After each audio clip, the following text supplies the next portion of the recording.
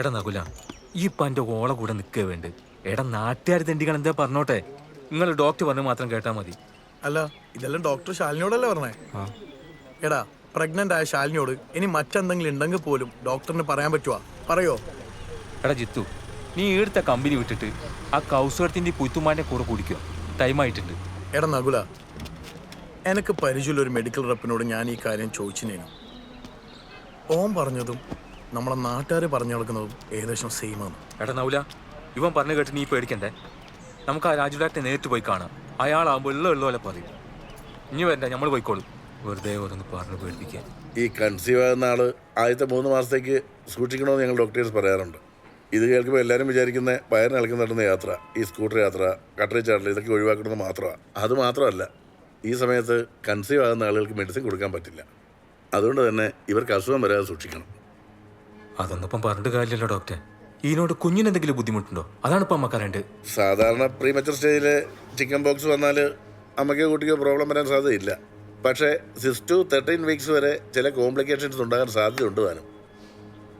Unfortunately ശാലിനിക്കത് 6th വീക്കാണ്. Fever കൂടിയ ഈ അസുഖം ന്യൂമോണിയയിലേക്ക് കിടക്കും. പിന്നെ റിക്കവറിങ് ചാൻസ് വളരെ ടഫാണ്. ഇതൊക്കെ പറഞ്ഞാൽ കുട്ടിയെ നമുക്ക് ടെൻഷൻ അടിപ്പിക്കാൻ പറ്റുമോ? ഇല്ല. അതുകൊണ്ട് തന്നെ അവളെ ഈ അസുഖത്തിൽ നിന്ന് എത്രയും പെട്ടെന്ന് തിരിച്ചു കൊണ്ടുവരിക എന്നുള്ളതായിരിക്കണം നമ്മുടെ ലക്ഷ്യം. അതിന് ഒരിക്കലും അവളുടെ കുട്ടിക്ക് ഒന്നും സംഭവിക്കുകയില്ലെന്ന് നമ്മൾ ആദ്യം അവളെ പറഞ്ഞ് ബോധിപ്പിക്കണം. ഡോക്ടറെ, അപ്പൊ കുഞ്ഞിന് 1 മാസം കഴിഞ്ഞ് അബോർഷൻ സാധ്യതയുണ്ട്. പക്ഷേ എല്ലാ കേസിലും അങ്ങനെ സംഭവിക്കണം നിർബന്ധമില്ല. കുഞ്ഞിന് മറ്റെന്തെങ്കിലും ഹെൽത്ത് ഇഷ്യൂസ് ഉണ്ടെന്ന് സ്കാനിംഗ് റിപ്പോർട്ട് വരുമ്പോൾ അറിയാൻ പറ്റും. അല്ല ഡോക്ടറെ, എന്ത് ഇഷ്യൂസ്? മെയിനായിട്ടും വരുന്നത് ഈ കാർഡിയാക് ഇഷ്യൂസാണ്. സ്കാൻ ചെയ്യുമ്പോൾ അത് ഗൈനക്കിൽ അറിയാൻ പറ്റും.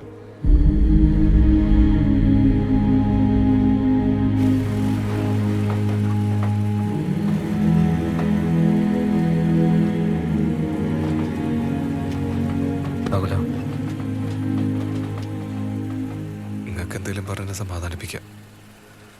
ഞാൻ എന്ത് പറഞ്ഞിട്ടാണ് അവളുടെ നിൽക്കട്ടെ? എനിക്കെന്താ പറയേണ്ടതെന്ന് അറിയില്ലടാ അവളടുത്ത്. എടാ, ഇനി ഇങ്ങനെ ഇമോഷണൽ ആയിട്ട് കാര്യമില്ല. എല്ലാം പോസിറ്റീവായിട്ട് കാണും. ഒന്നും സംഭവിക്കില്ലടാ.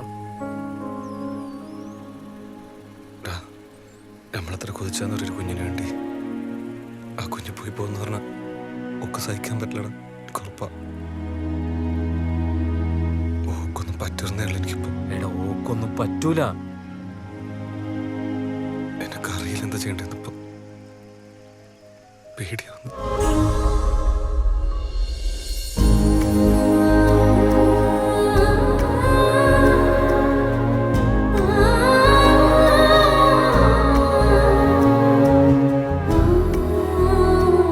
കാർഡിയാക് ഇഷ്യൂസ് ഒന്നും കാണുന്നില്ല. അപ്പൊ കുഞ്ഞിന് വേറെ പ്രശ്നമൊന്നും ഉണ്ടാവില്ലല്ലോ ഡോക്ടറെ? പ്രോബ്ലംസ് ഒന്നും ഉണ്ടാവില്ല എന്ന് പറയാൻ പറ്റില്ല. സാധാരണ ഇങ്ങനെയുള്ള കേസിൽ കാർഡിയാക്കാണ് മെയിൻ പ്രോബ്ലം വരാറ്. ഇതിലിപ്പോൾ അത് കാണുന്നില്ല. പക്ഷേ ENT റിലേറ്റഡ് ആയിട്ടുള്ള ചെറിയ വൈകല്യങ്ങൾ ഉണ്ടാവാനുള്ള ചാൻസ് ഉണ്ട്. ENT റിലേറ്റഡ് എന്ന് പറയുമ്പോൾ എന്തല്ല ഡോക്ടറെ? മെയിൻ കേൾവിയും സംസാരവും. അതും ഉറപ്പൊന്നുമില്ല, ചാൻസസ് മാത്രമാണ്. ഡോക്ടറെ, നമ്മളിപ്പോൾ ഇനി എന്താ ചെയ്യണ്ടേ? നിങ്ങൾ രണ്ടുപേരും വീട്ടിൽ പോയിട്ട് ശരിക്കും ഒന്ന് ആലോചിക്കും, ഇത് ഫോർവേഡ് ചെയ്യണോ വേണ്ടോ എന്നുള്ളത്. എന്നിട്ട് എന്താണെങ്കിലും എന്നെ വിളിച്ചറിയിച്ചാൽ മതി.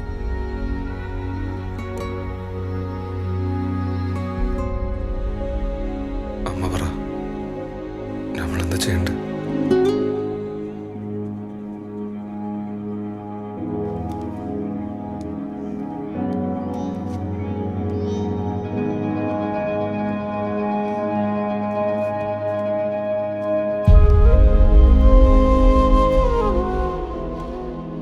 ഉള്ളൊരുക്കി പ്രാർത്ഥിച്ചുണ്ടായ കുഞ്ഞ ഇവളുടെ വയറ്റിൽ.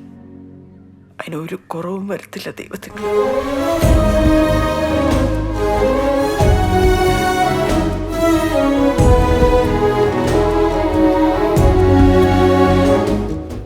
ശാലിനിയുടെ ബൈസ്റ്റാൻഡേഴ്സ് വിളിക്കുന്നടാ, ചെല്ല്.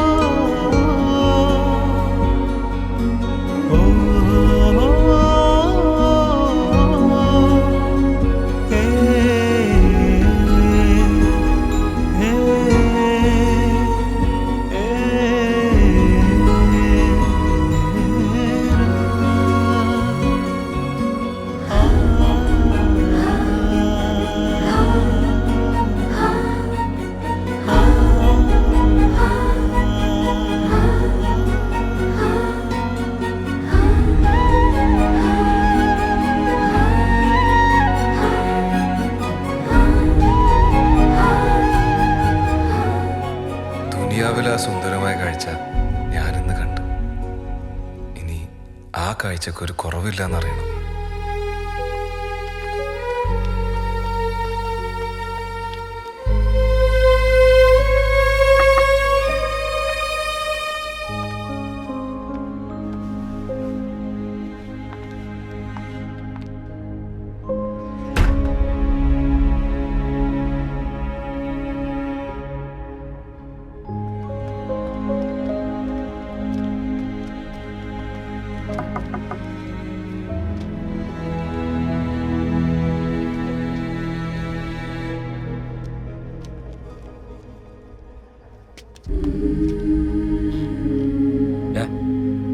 ഇനി വേണ്ടാത്തൊന്നും ചിന്തിച്ചു കൂട്ടണ്ട, ഒന്നും വരൂല.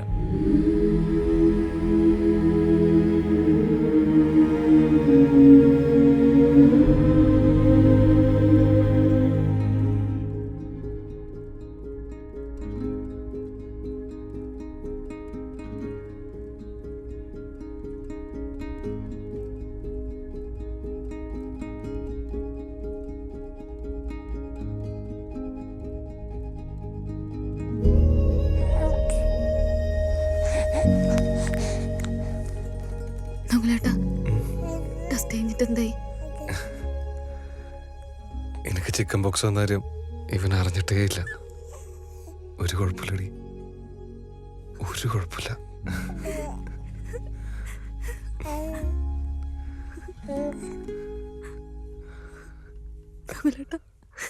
സെൽഫി എടുക്ക്.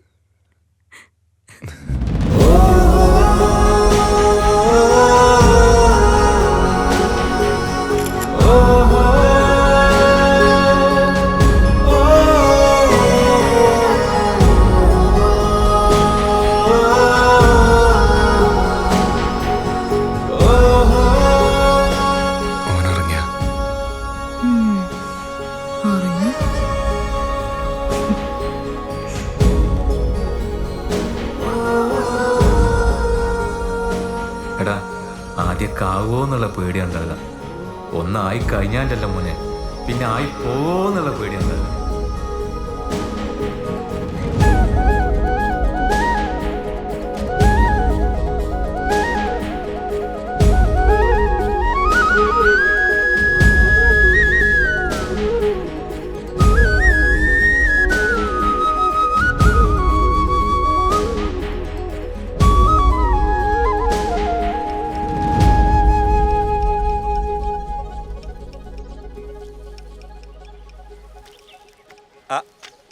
നഗല ആ കുഞ്ഞിനെ കളിപ്പിക്കാന്ന്.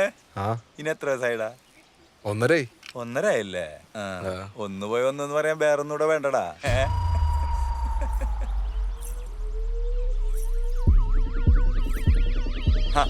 മോളെ എന്തെല്ലാം വിശേഷം?